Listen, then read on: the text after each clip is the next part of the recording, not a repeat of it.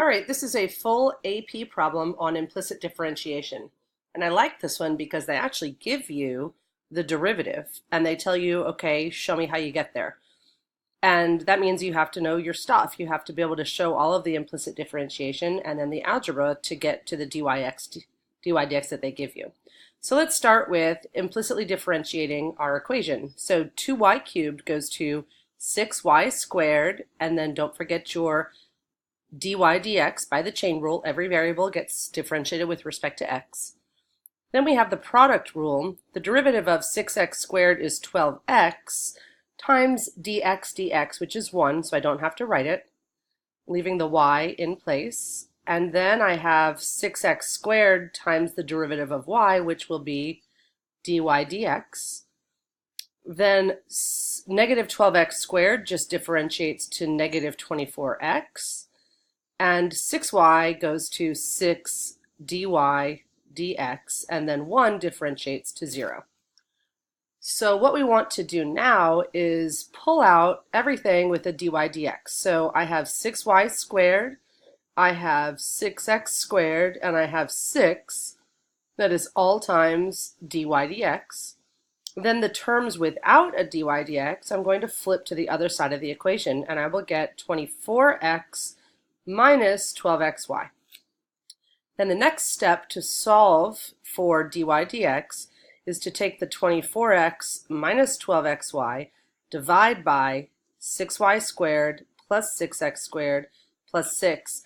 And this expression simplifies because every single coefficient or constant is divisible by 6. So I'll reduce it by 6 in every term to get 4x minus 2xy divided by y squared plus x squared plus 1, which is exactly what we were trying to get. So part B says, all right, now tell us where there is a horizontal tangent line to the curve.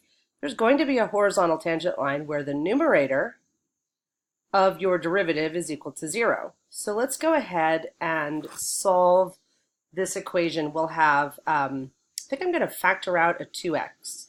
So I will be left with 2 minus y equals 0. So either when x equals 0 or y equals 2, my derivative will equal 0. So let's plug those back into our original equation to see what works.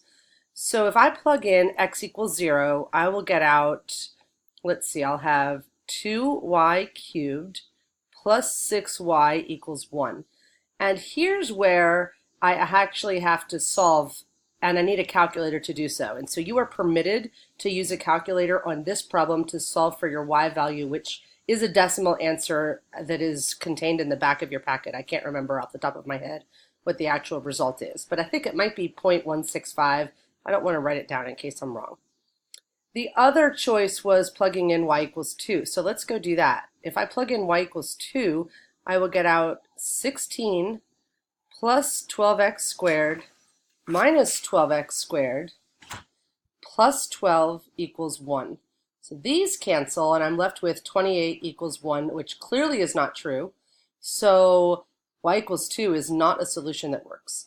So that means the equation of the horizontal tangent line, the only horizontal tangent line, is going to be this y equals, and then the decimal value that you get when you solve the equation here, 2y cubed plus 6y minus 1 equals 0.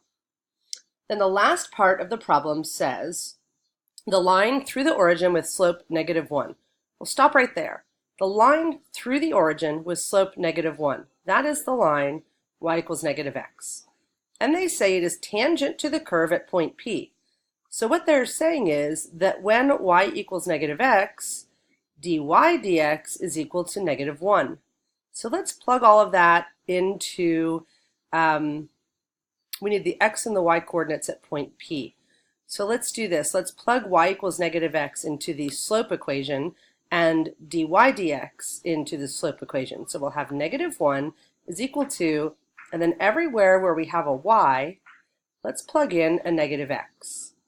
So negative x, in my denominator, negative x squared plus x squared plus 1. And then let's work this all out.